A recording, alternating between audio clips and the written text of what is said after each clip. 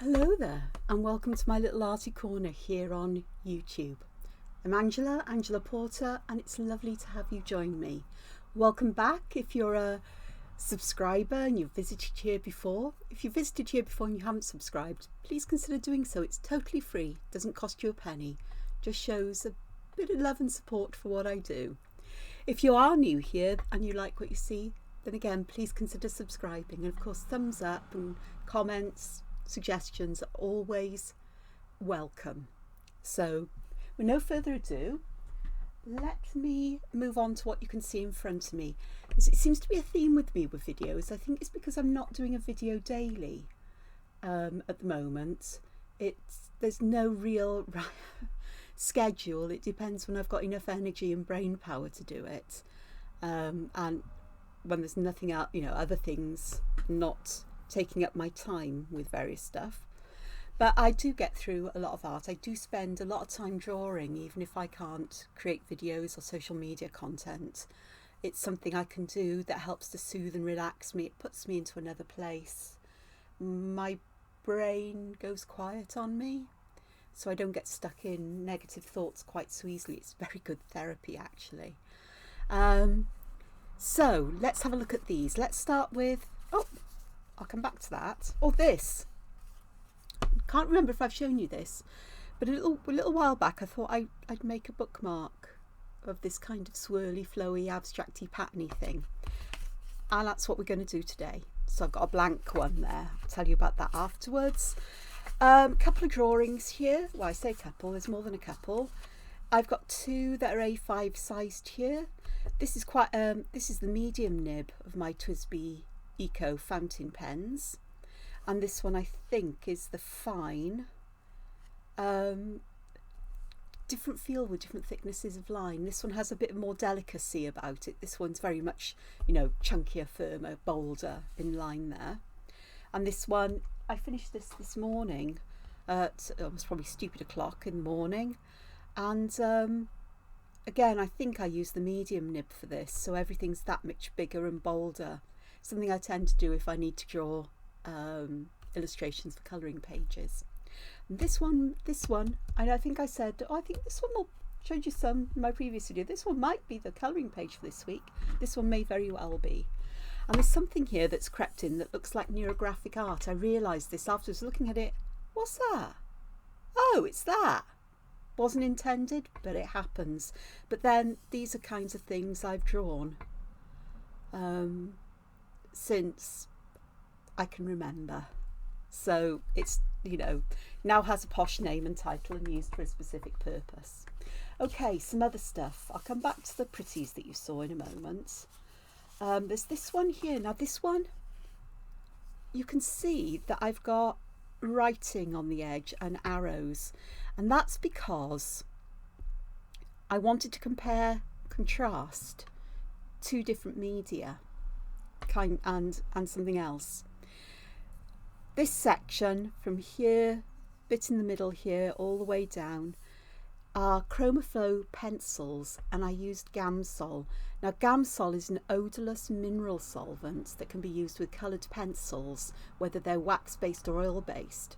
And what it does is it dissolves the pencil, and you dampen a tortillon or a paper stump or a brush of some kind with the Gamsol. You don't need a lot, a little goes a long way. And then as you stroke it across the coloured pencil, it kind of dissolves it and moves it. It doesn't pick too much up off the paper. So you get very soft gradients and blends of colour. And I like the effect of this. It's more subdued. But I did want to compare it with some Inktense, because I was thinking, that's a bit subdued for me. And of course the Inktense are really quite intense. But what I did over here in a couple of sections here, which ones? I think it's ones down here. I could be wrong. I certainly have used it in some of the others. I used graphite pencil to add some grey shading, and then added colour on the top, so it gives me that duller, darker contrast, or increases that, especially when I use a single colour, or which I think I did there. I could be wrong. but it's one of these things I do from time to time, things like this, and I save them in a sketchbook to remind me, you know, to have samples so I can look at things. Okie doke, so a couple of other things.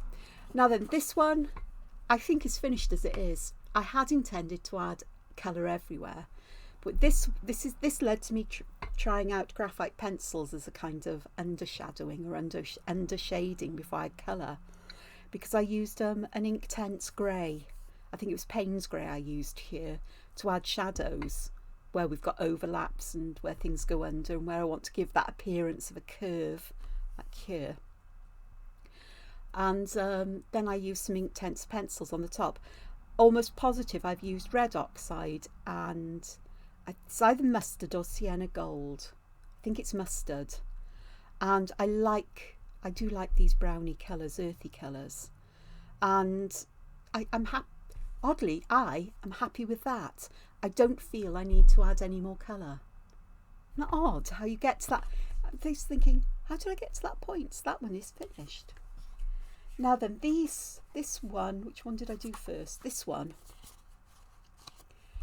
is one that definitely has pencil shadow underneath the colour. And I did use single colours, a single Inktense colour in each individual section. So here I used sea blue, but the darker tones come from both quite saturated colour, which I faded out to the lighter areas, but there's coloured pencil, there's graphite pencil underneath. And I think for this one I used a TWISBI Pitt Faber-Castell Matt Graphite pencil, and it's not very dark, it's quite subtle, but I still like the effect it gives. It gives an almost, not a shiny metallic, but there's a metallic quality to the colours, that greyness of shadow, which I quite like. And the other thing I did with this, which you might be able to see, there we go, if I tilt it so it catches the light, I've put gold paint on there. And I actually made the paint, I used gold mica powder, which I have got here somewhere. Where did I put it? I shoved it here. It's this. I've had this in my stash for years. There are many mica pigments you can get now. This, I think, has got a binding agent in it so that the mica won't flake off once it's dry. So you have to add water to it. This is from Cosmic Shimmer and it's called Pale Gold. I haven't checked to see if it's still available, but they make it. The ones in my stash are also Perfect Pearls from Ranger. I got quite a few of these. I know these are still available. And a little of the colour goes a long way. I've had these for years. And this, I chose a small number of colours. I think I've got some green here. Can't remember what the green is. Greeny blue. I don't think it's peacock. Can't remember. I know it's sea green. This one here I think is not crimson, scarlet pink, I think. And then the yellowy colour is sienna gold. And the lighter green is, it's fern. So the yellowy green is fern. And this bluey green here, it's a mixture of the sea blue and the fern. There we are, remembered. And I liked this so much, I tried this, but instead of using the Pitt Artist, the Faber-Castell Matte Black Graphite, which is matte, not shiny, I used a Prismacolor Ebony graphite pencil, and it's much darker, and it gets picked up into the paint more. This one I didn't notice a lot of the graphite being picked up by the paint, so I think the matte pencils are the way for me to go. But again, I like the effect, and if I tilt it, see I've added gold then. In some places I've used the gold not just to add dots, but I've added patterns and texture, very ham-fistedly in this section, but it gives something a bit different, and it does catch the light. So I'm quite pleased with that. This one, if you haven't seen the post on my other social media and in the community post on YouTube, is the finished piece from my last video. Inktense pencils, no graphite undershading, just the colours using dark and light tones, and I'm quite pleased with that, though I'm beginning to think the white dots, not sure, perhaps I would have liked to have used gold, but it is what it is, and I quite like the white anyway. It just gives that little hint and pop of shiny or light being caught, and a bit of texture as well. Easier to add, easier to get very fine dots than with me with a ham-fisted me with a pencil. Not pencil, a paintbrush even. Okie dokes. I'm just picking up my supplies here. Got my pencil case. I need a pencil. I know I've got a pencil in here. I'm going to use my fine TWISBI that's got Dockumentus ink in it. That's a fountain pen. Dockumentus ink is archival, acid-free, water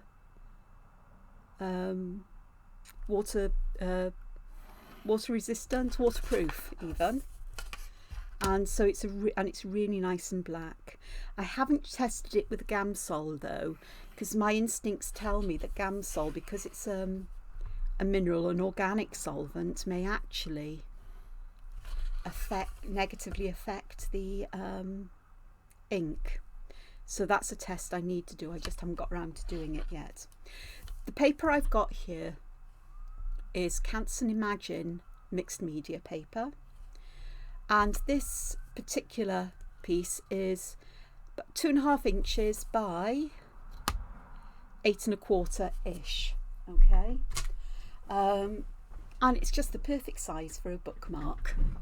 And what I'm going to do, that's okay, bear with me a mo while I just move my camera a bit closer for you so we can get, oh look at that, you can see my finger. That's not good. That's okay, it's not too, there we go. I've just got to remember to keep this in focus. Let's get the autofocus going so at least it's not blurry. That's okay, it's blurry because I got my glasses on. So this is my TWISBI Eco pen. The ink's in there, it's got a huge tank of ink, so it doesn't need filling up quite so often, especially with the fine nib. And I think I fancy something that's fairly delicate. So let's see how we go. I'm going to start somewhere at the bottom, and I'm going to create intuitive, flowy, flowful art. And we're going to have a look at, with this as well, how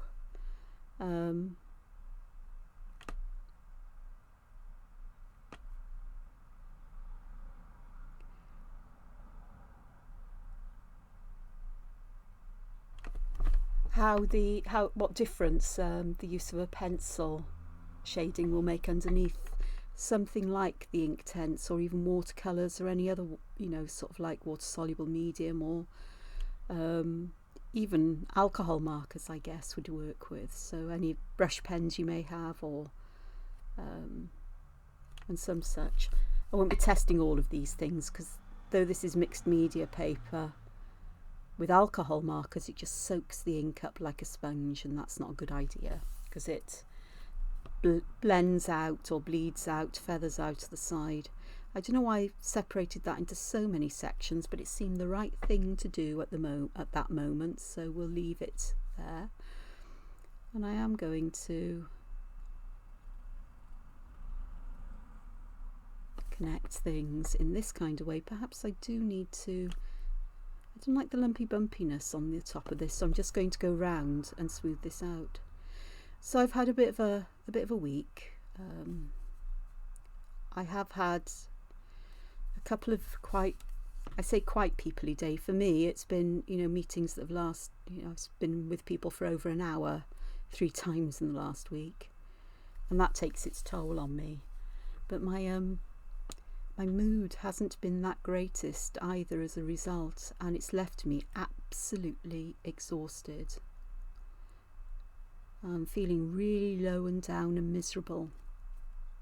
Again, I'm feeling better today. I think it's because I managed to get a bit more sleep last night, and I also napped yesterday afternoon, which helped hugely. So I know that if I don't sleep enough, that affects my mood as well, and I've not been sleeping well. I've been having really, really bizarre dreams, and I remember snippets of them, and I'm thinking, what on earth? Where did that come from? I've got no idea is the answer, but I keep getting flashbacks of them because they were weirdly, not nightmares, but just weirdly disturbing, slightly disturbing. I'm thinking, one of them, I was getting married, for goodness sakes, getting married, don't be silly. Yeah, and it was that was a scary one as well in its way. I don't know who I was marrying. I think it might have been the long ago ex, which was even scarier, but I don't think so. It's very, as I said, it was very, very bizarre, very freaky, and I've got no idea why that would crop up in a dream, if there is any rhyme or reason to it. And no, I didn't have cheese before bedtime either. Honest. So this is my intuitive art. I did one of these in the last video, didn't I? Where I'm not focusing on motifs particularly, though if motifs and patterns insist on going down here, they'll happen. But it's all about me allowing my hand to move and to create things in conjunction with my unconscious mind, I think, because I'm not overly thinking these things. I'm not aware of thinking them. And just allowing things to appear in shapes and forms that actually please me, that just feel nice to draw. And I'm not getting overly hung up on perfection either. Though some of you always say my lines are so perfect. Seriously, they're not. I just know how to hide my crimes well. Or that if something happens and it's not quite right, I go back and sort it out. I mean, this isn't exactly brilliant here. I've got this thicker line that is wibbling and wobbling in depth there. But it is what it is, and I'll work with it as it is, and it'll be fine. Okay. And then perhaps this one here, I'm going to... Oh, let's add some of these shapes in. I think this would be the Zentangle pattern Flux, though that's not what I had in mind, but it's what often appears with me when I want to extend a curved line like this, and it fills it in quite a nice way. And I'm going to add in here something that looks teardroppy shaped. Is there such a word as teardroppy? If there isn't, there is now, and I lay claim to it. This kind of shape, and I think... Now, I'm not taking this right from the very top of this. I'm starting this line getting wider a little bit down from the edge, so there's a different kind of feeling to the way this space is split up. Like so. It's subtle, but it is a different way of doing it. And I quite like that. I like this shape here as well. And I think I might just borrow that idea for this. Which is quite nice. There we go. And here, oh, I can't resist this. We're going from those teardrop shaped fluxy kind of shapes to some seedy shapes, and yes, that one's gone right outside my border there, and you know what, I'm fine with that. My pencil lines around the edges are always just a guide, and I know that I can do something with this to make it look quite deliberate.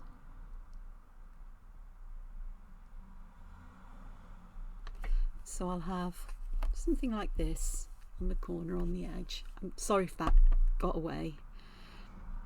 It's my mistake for using an awkward piece of paper and perhaps zooming in just a little bit too much or bringing the camera a bit too close.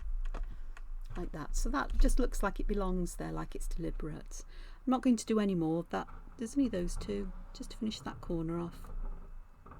Fill that in. Okay. So let's have a look here and see what we can do here. There will be no right or wrong way up for this, though I will decide where I put my initials or sign this at some point, but it doesn't mean that it has to go that way up.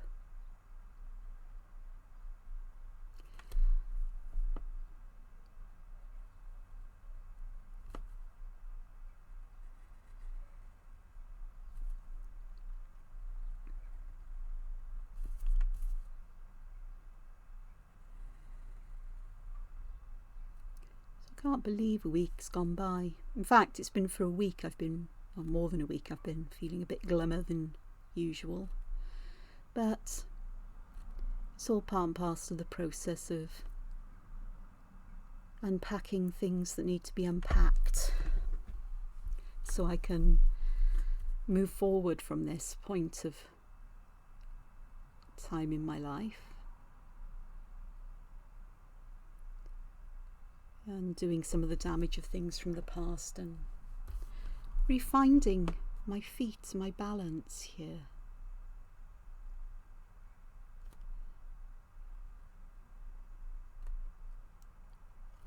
So, you know, it's something I've had to do a number of times in recent years and extended periods of time.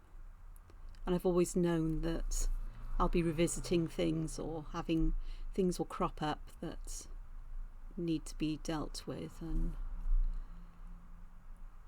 it's part and parcel of life's journey of healing and learning, processing experiences that weren't processed at the time, gaining a new understanding of things.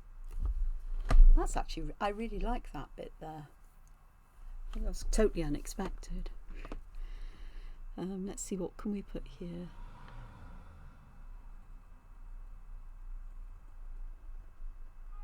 I didn't expect to do that, but it's what happened. Put a little section in here, and I'm going to add a bit more black there. I'm not averse to adding black to give interest in places and to give that contrast as well, or that interesting kind of line, I suppose, as well. Just going back here because I haven't done that. That tiny little bit there would look better if I filled that in with black. This certainly does need a bit of shaping. This does as well. I'm going to do the same with these. There we go. That works quite nicely. That's a bit messy there. Oh, there we go. So let's go back to this. Doing small pieces of art, including pieces of art that are useful like bookmarks, is a way of creating things that are not so overwhelming. So I'm quite happy to sit and draw and, you know, create designs on A4 paper, even A3 if I had any. But working on that, showing you that would be a nightmare. Scanning it in would be an even worse nightmare. So I tend to limit myself to the maximum size of A4. But there's something lovely about creating small pieces of art. And especially if I want to add colour, because I do find adding colour by traditional methods, actually even digitally, but more so with traditional methods, quite overwhelming. Which may surprise some of you. I think it's because although I like the end result, I find it a tedious process, and it seems to take an awful lot longer than actually drawing the designs. And I really do enjoy wielding pen on paper. Pencil on paper's okay, but I don't do a lot of pencil work anymore. I will happily use pencils to put guidelines in where I want them, but I like that idea that, not that I'm stuck with what I do, but that I can't go, oh, that's not good enough, that's not good enough. I'm going to erase this and try it again, and keep doing this over and over.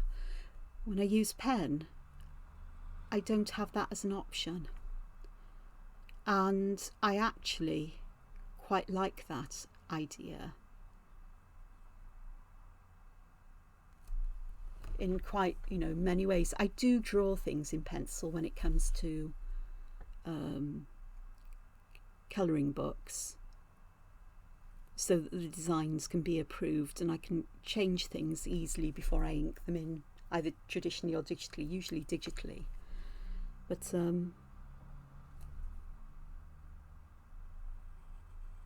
think for the next book I may be drawing a lot in ink, and with a particular theme or idea in mind for the theme of the book, and see where that leads me, because I can always edit it digitally or make adjustments. It's not a problem, but I don't know. So I'm doing this, I'm talking about this, and I'm sort of making sense of it all to myself. That's an interesting shape. It's a kind of it's almost an S, isn't it? Like that. So that's quite an interesting shape here. Put inside. So it makes a different kind of seed pod, I suppose, and I should be able to pop some plumptuous seeds in here. I quite like that. Yeah, it's growing. If I move it up, you can see it all. It's about halfway through, and I'm going to carry on. I haven't done a single spiral. Oh, well, they almost count as spirals, but they're not really. Almost not done a single spiral. Well, I never. Or an arch. So it's time for one.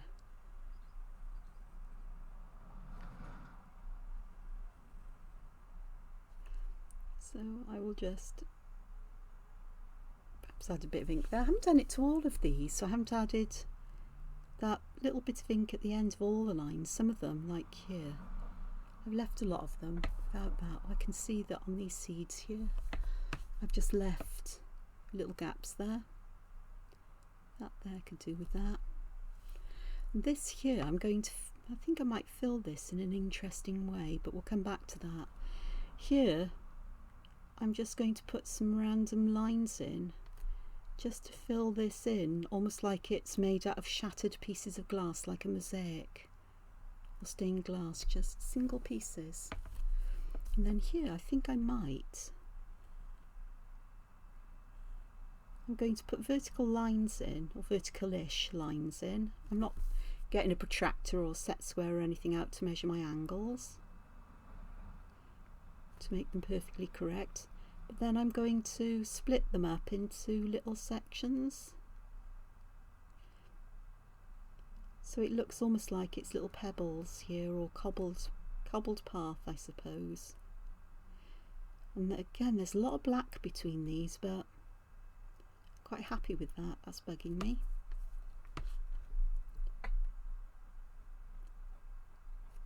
So I'm adding something here that's got a bit more texture to it, a bit more density of pattern and ink, which adds to the contrast. It might draw the eye a lot, it may not. And don't forget, I've got quite a lot of black down here. I just realised this shape here could do with something going on in here as well. It needs a bit of neatening up because it was looking a bit weird there. But I think I may pop some really plumptuous seeds in here as well.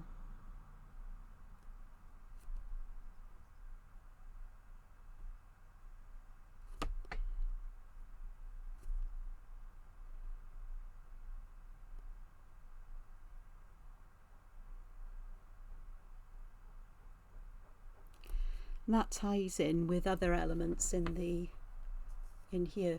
This one, this top here looks a bit peculiar. I think I might need to add another seed there just to finish that off. And then this bit at the top, I'm not quite sure what I'll do with. Part of me just wants to fill it in with black, and I think that's what I will do. And I will bear in mind this might remain wet for a little while longer because of that. There we go. Seriously black ink. Okay, so let's carry on. And I think I may put another arch in here.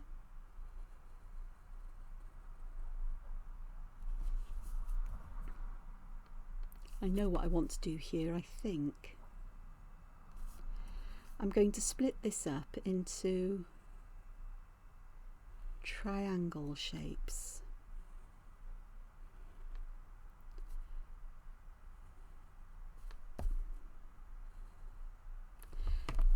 In some of these I want to put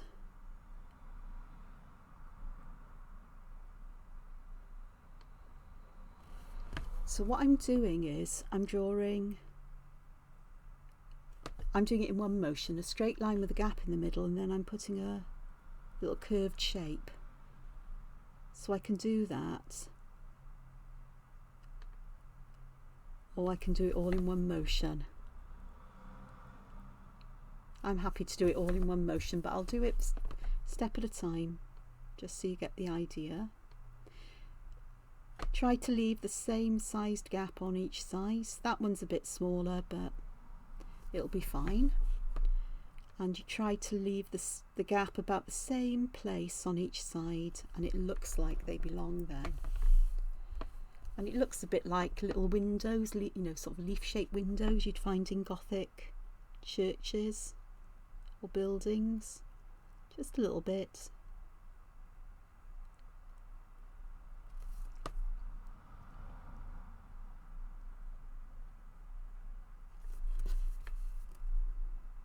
And of course I'm putting half shapes in these bits at the end. Now I could add completely ink inside them to make them really dark, or fill the outside with ink, but I think I'm going to leave them as they are and use colour. So that worked quite nicely. I do love those kinds of shapes.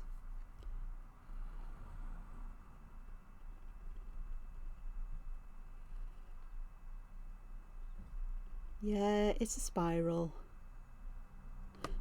but instead of being round, I've used, as I've arched it up, I've gone straight down and then round and so on. So I've made a kind of triangular, kind of curled up leaf here. And I'm going to do the same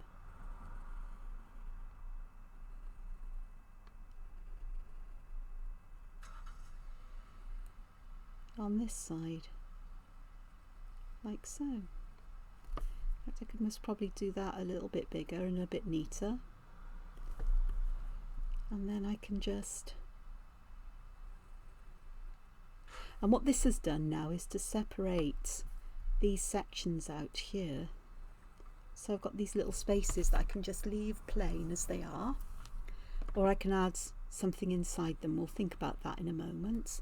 But I do want to have one that goes up at the top, so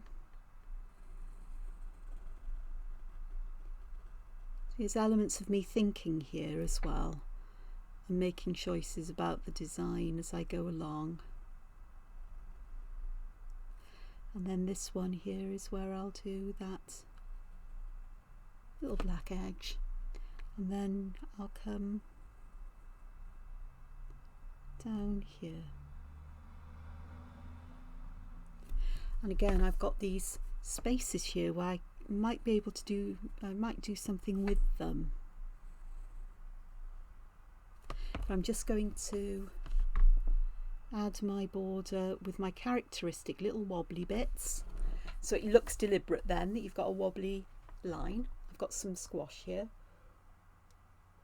I really didn't drink enough yesterday or the day before. Okay, I need to add some ink here and here. Done some at the bottom like that. I do want to do some here. then in these sections, I'm not entirely sure what I want to do there, but what I think I might do is steal a Zentangle technique of, if in doubt, just aura it.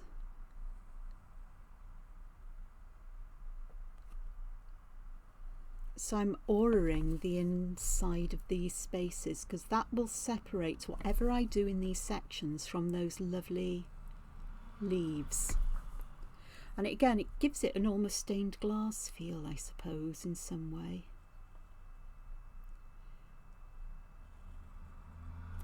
Okay, close, thank you.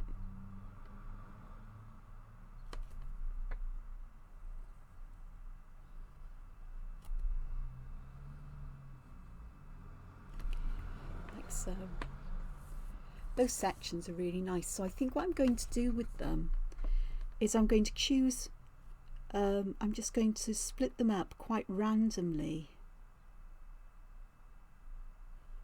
into smaller sections, so it looks again like stained glass.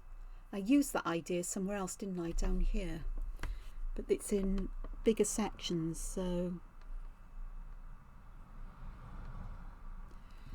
sometimes I draw a line that is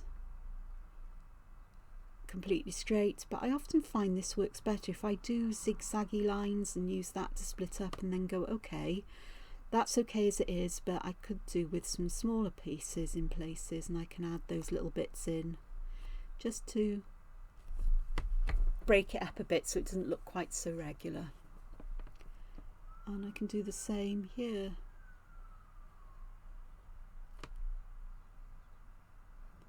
Make sure I just have the angles of the lines pointing at different angles as well. Of course, you can make this as regular as you like. If you're a particular fan of checkerboard patterns, you can always do checkerboard patterns here. I think I set this idea in my mind when I said, oh, it reminds me of something like stained glass. Now you see this one feels that little bit more regular, and I don't want that. I want something that looks bit more chopped up, I suppose. So I think I'll add one more there because some of these sections are quite big on that one. And that then, ooh, I've got seeds here, and I've got seeds in this one. These two I think could do with seeds inside them as well.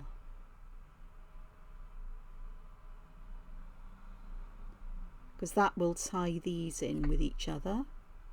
And they're seeds from different plants, I suppose, or different shaped, seed-shaped bottles, or whatever you want to call them. Or seed pod-shaped bottles. So I've got that one. This one as well.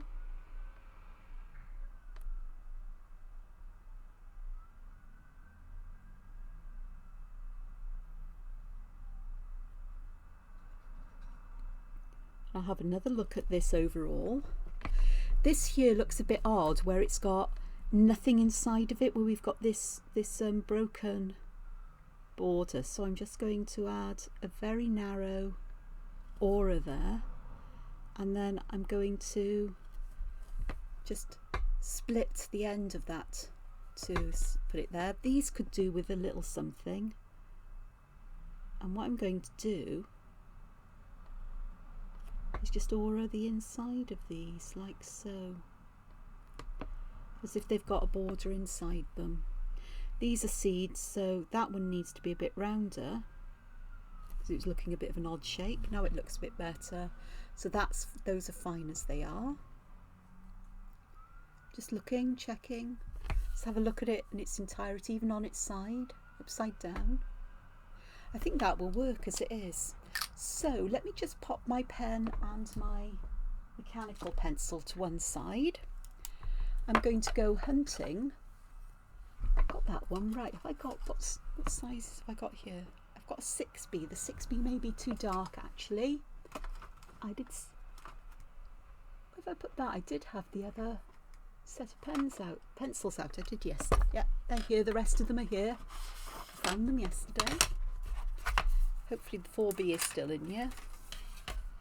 Oh gosh, yes, The 4B will be perfect, I think. The other two back in the little metal case. And I have here, I've got a rotary pencil sharpener, so excuse the noise while I just give this a bit of a sharpen. The other thing I'll need is, I do want a tortillon or a paper stump, but I want one that's got quite a nice point to it. That one will most probably do. Get my glasses again, and I'm going to start adding some shading to this. I'll do some sections and we'll have a look, and I'll add some colour on the top, and you can, with or without the shade, perhaps I'll do some without the shading on a separate sheet of paper. So I'm looking at, I usually add shading to the left and the bottom of things where I want them to appear as if they stand up, as it were.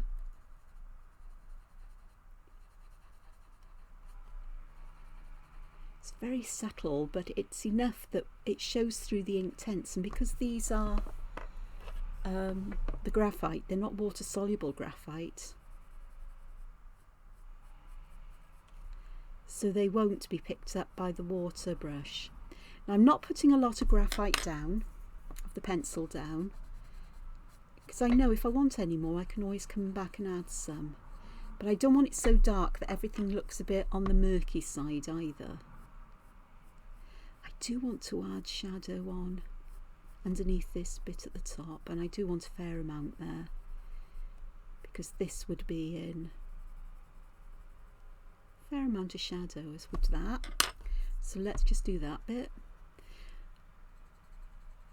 This isn't my best choice of paper stump here, because this is a new end and it's very frayed and soft. It's not pointed and solid, but it'll do the job, I think, just fine. So that's starting there, and then I do want some graphite around the edge and towards the bottom as well, and up a little bit there. And this will really help to carve some kind of shape out. So this side, do some on that side, and then some there, and we'll have a look at that. Let me just hunt for a different tortillon or whatever else it is I've got lurking around here in the nether regions of my windowsill. Which sounds really bad, doesn't it? The nether regions of my windowsill. There's a good one. Yeah. To do something with these ones, they're very thin and I find them hard to hold for long, but I did put some tape or something around the middle of them, but they do the job quite nicely of smoothing this out. There's little lines and textures left here in the graphite. I'm not too worried because we're putting colour on the top, and that will add what can be described as character to it, or texture. It's a better way of describing this. Right, what I do need is I do need a kneadable eraser. I'm sure I had one here somewhere. Probably not. Oh, I hate it when I don't get everything out that I need. Oh, perhaps it's over here. There it is. It's lurking where I couldn't see it. Got it. Gosh. I never know what to get out because I never... It sounds bad, but I never really have a plan to what to do. I have an idea that I might do something, but I don't always think through what I might need. So with graphite, if you add too much graphite, you can always remove it with an eraser. I like kneadable erasers because you can shape them to quite a fine edge that will remove the graphite from exactly where you want. And if you erase too much, you can just add a little bit more. The matte pencils are harder to erase than ordinary graphite, but that's already started to give it some shape and form. So I'm just going to add some shading here as well. But again, I'm going to make it darker at the base, and I think I'll come back into these ones and make it darker at the base, because that's where it's disappearing underneath another layer, so it helps to bring the layers out. So let me just do that there, and I think I'll have these edges as the darker edges and round here as well. So this way I'm going to add darkness down these areas around the edge because that's falling away from us. A little bit at the top because it is curving away there around here. And let's see how that will look when I've just blended that out, smoothed it out, blended it into the paper, that little bit. Got to put some of the graphite at the top, so I'll just use what's on my pencil.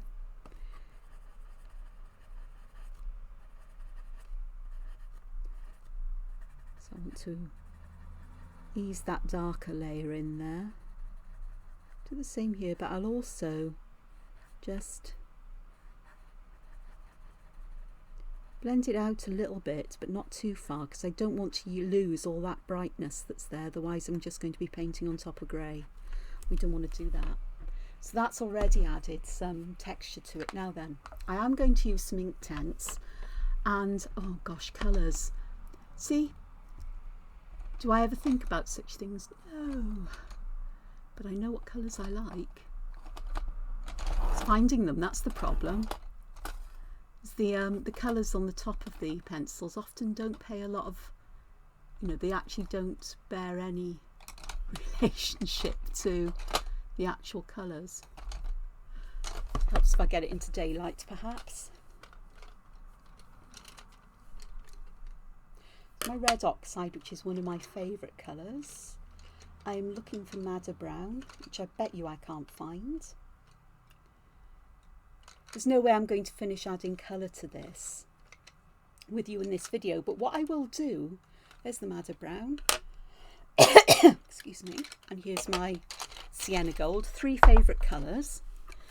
What I will do is I'm going to leave an option here. I'll finish this, I won't do any more work on it. But if you'd like to see me do some more work and to work my way through adding colour on the next video, leave a comment and I'll do that, because it will take me a while to get this done, to say the least. So I'm bearing in mind where I want the darkest colours. So I'm adding my chocolate brown here, not chocolate brown, excuse me, the madder brown.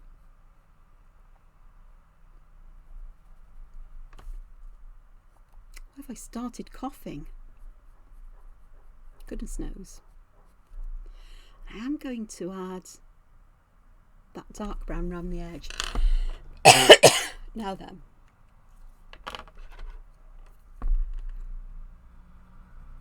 I'm adding some red oxide at the bottom and the top. Quite a bit on this section, I think, and I think I'll make the bottom just this colour.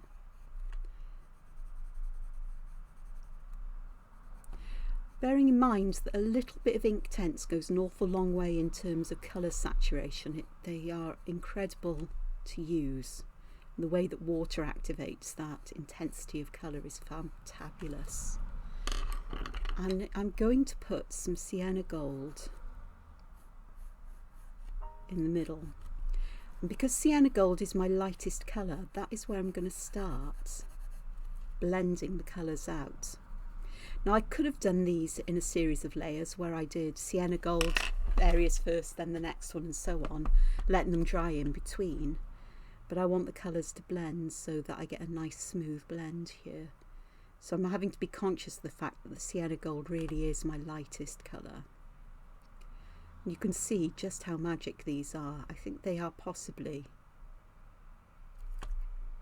I keep going away from them and I keep saying, oh, this is my favourite, these are my favourites. I love different mediums for different purposes. It just depends a lot on my mood and the way I'm thinking and working. And of course, if you've listened to me long enough, I'd love to be able to use watercolours. I just can't seem to get watercolours to work for me. But Inktense do. Especially as I'm using just a damp brush. I'm not using a lot of water. I'm just using enough here to get the Inktense dissolved in the water, activated, so I can move it around and blend it with the other colours. And I quite like that. I get this really lovely intense colour, these lovely blends. Now, does the graphite underneath make any difference? I do think it does. It's subtle, but it's there. Because these colours are really, really bright, normally on their own. But that grey just adds that hint of shadow, of darkness. And that variation in darkness that's needed to really help to bring out the dimension. It also gives them a more vintagey kind of feel, I suppose, that grungy kind of look that I particularly like. And I'm just wiping the excess colour off on the back of my hand, so I'll be having a bath after this. And what time is it? Oh, it's 2:30 in the afternoon. That's because I woke up for the last time at about 11 o'clock this morning. Kept drifting off for a couple of hours and waking up and then eventually getting back to sleep, falling asleep again. I'm sure that's not a good sign, but you know, it's obviously what I need at the moment, so we'll go with it.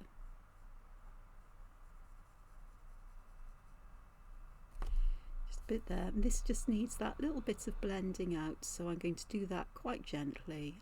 I'm going to take that darker colour right up the edge. That sienna gold gives that lovely golden glow in the middle. Don't know how you think about that. For the seeds inside, I may very well use, I've got Fern there. I think, don't particularly want Ionian green. Leaf green might work, but I rather fancy doing them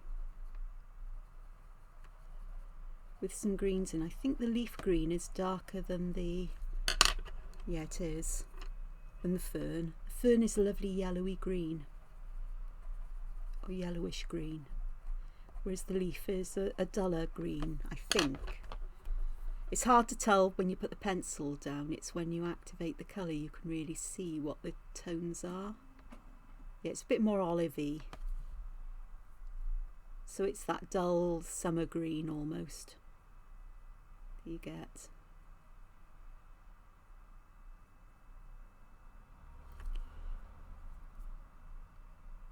I could add a bit of brown to this, that wouldn't harm at all, but I'm going to let it dry before I do that, because there's not enough intensity there for me. But it's beginning to look okay. Now once this is dry, I can always go back in and draw on the top of it to add more pattern and so on, and I may very well do that with some of these areas. This one up here, I wouldn't mind using different colours. I've got Willow here, which I think is a nice colour. I say I think because I can't remember. And I also have, ooh, there's mustard. We'll use mustard as well, because it's a different kind of yellow to the sienna gold.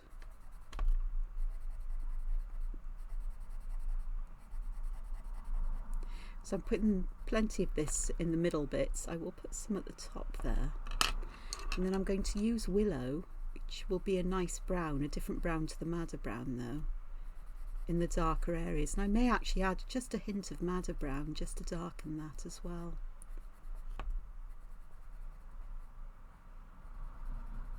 I do want to get this dark colour where I put the graphite around the edges, because you do really sculpt out a little dip in these areas when you do it this way.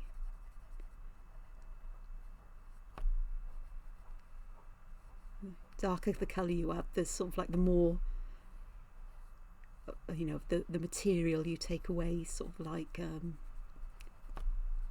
in terms of contrast. It's hard to describe, but it does feel very much like working with pottery and sculpting bits away to create dips and leaving high points.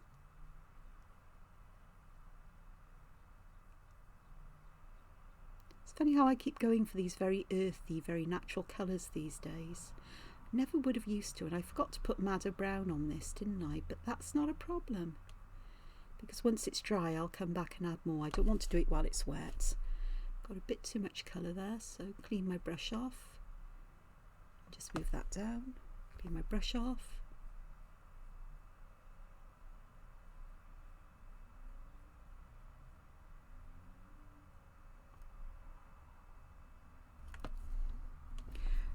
I said about a bath, having a bath. These days I tend to bath sort of like mid-afternoon to late afternoon rather than first thing in the morning, because it takes me forever to come around and to get the energy to do it. But I get there. There's something quite nice about it as well. Obviously, if I'm going out and about, if I've got an appointment to do or I'm spending time with friends, whatever, then I'll do that before I even leave the house. But, and I do need to go out later today because there's a couple of things I need to get. I need to go shopping for food.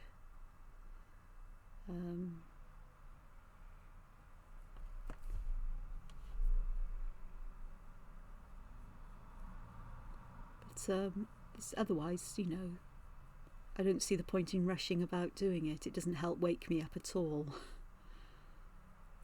So that's a different kind of colour there. On this top here, I think I would really like that. I don't know whether I want to do that in green as well, because it looks almost like a seed of the one below, doesn't it? Yeah, I could do something a bit different. Okay, let's go hunting for colours.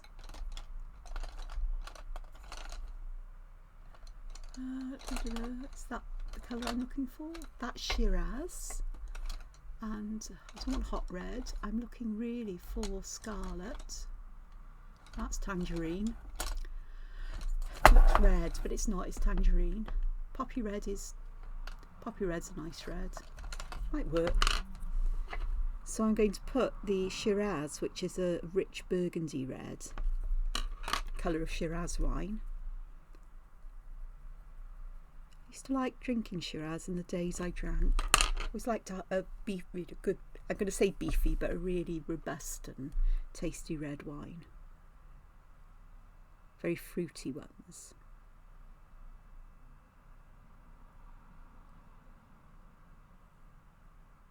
I don't drink now because I like the taste, but I don't like the effect of alcohol on me. Doesn't do me any good. Actually, that's worked out quite nicely, that pop of red. I'll list these colours in the description. I'll keep them out on the table. But you can see that it's beginning to build up.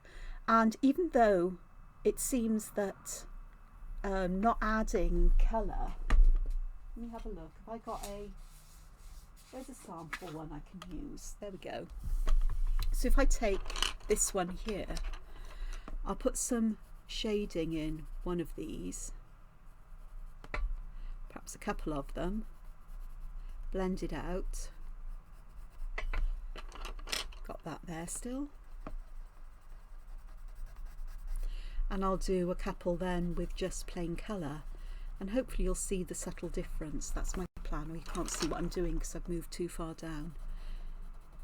I've just added shadow towards the top and the right as I'm looking at this, which is upside down sort of, but there's no right way or up way.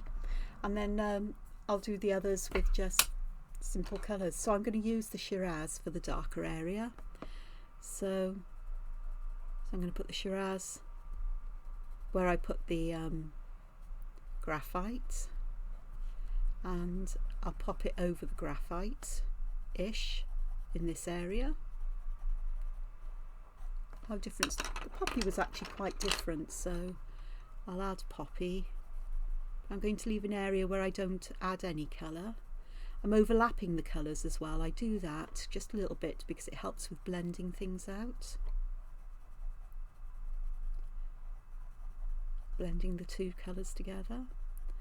And if it goes, you know, I'm not fussy or precious about which colour goes, if one colour completely covers the graphite or not.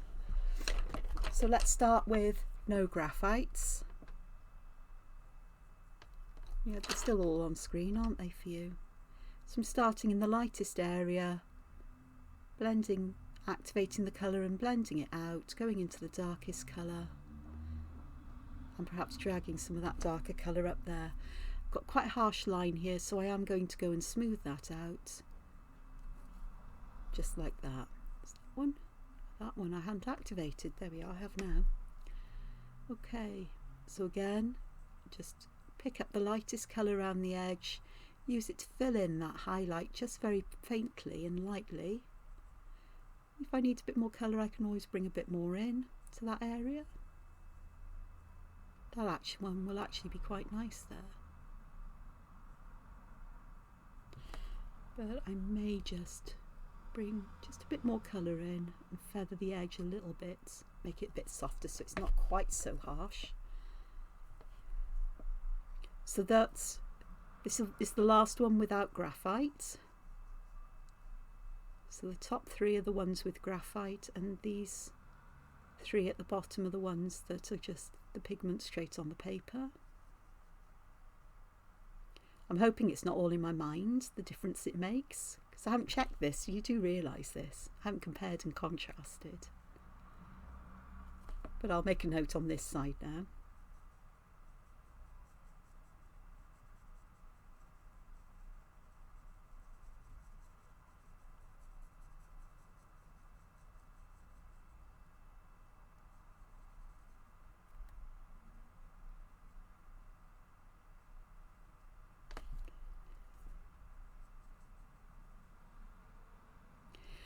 I think I can tell that that does look a lot darker there, and I tried to put the same amount of colour on each section, or in each section the same amount.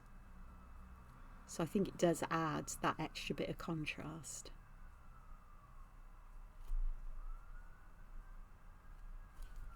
And I think I've just proven it. Get the highlight there.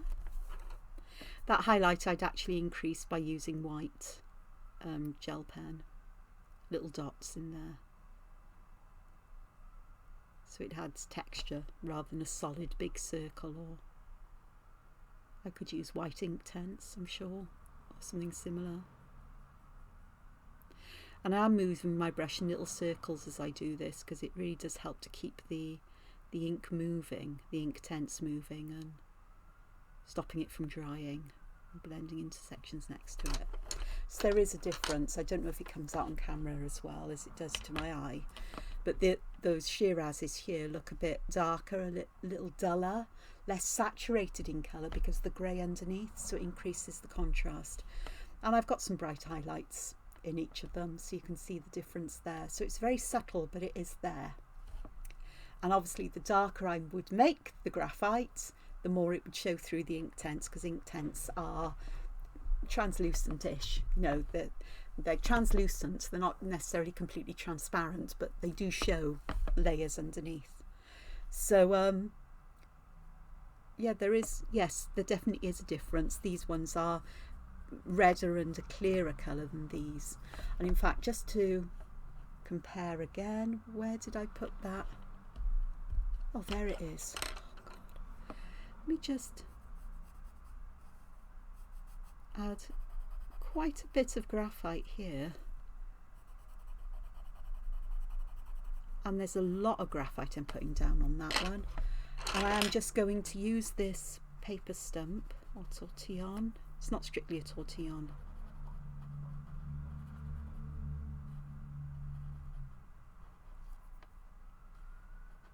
Just going to soften the edges a bit, but I'm really just trying to work that graphite into the paper and smooth it out and keep it contained where I want the shadows mostly. I'm going to put a little bit of shadow around the edge, and let me use just one colour. I've got Fern here, so I'm going to add Fern over the top of this. I'm going to leave a highlight again, an area where I want to highlight. I'll do two of these with Fern, with one colour, because you'll see hopefully the difference it will make to that one colour. And of course this Fern is quite a light colour as well. You can actually see even here now that the how the graphite has made a difference to the shade of colour that I've put down. And I am putting quite a lot of the Fern down, using quite a heavy hand. This is another reason why I really love Inktense. I've still got some colour on this. No, I haven't. That's picking the Fern up. So this is one without any graphite. Let me move it up the screen a bit.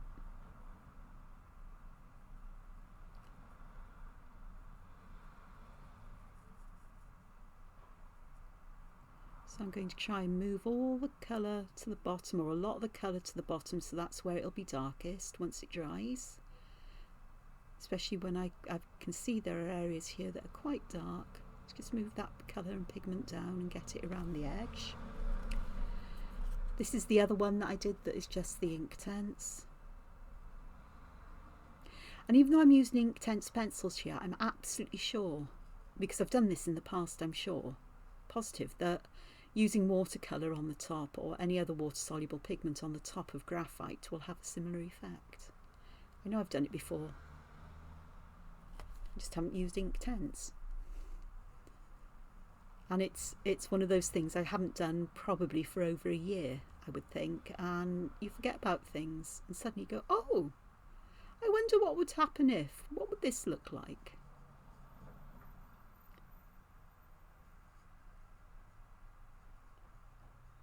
So you can definitely see here how that graphite has worked, so that I can just use a single colour here without having to blend two or more colours together to get a smooth gradient. Now, whether this is, you know, sort of like a good way of using graphite or not, or whether it's, you know, what people recommend doing or not, does it bother me? I don't think so. Because although there may be right ways and wrong ways considered of using media, I think there are many ways in between where you make things work for you. So you can see there the difference the graphite has made. Really does. And that then helps you to see how subtle the difference is over here. You can see the cleaner colour in the bottom three and the darker colour like here, there, you know, with those. So leave me a comment if you want me to finish this on camera and carry on adding the colour and graphite so you can see what happens. And I'll put it to one side until then. I've got plenty I can make use of at the moment. And I look forward to seeing you in the next video. So thank you for joining me. I hope you found this helpful, and I'll see you again soon. Don't forget, find time to be creative. Ta-ra for now. Bye.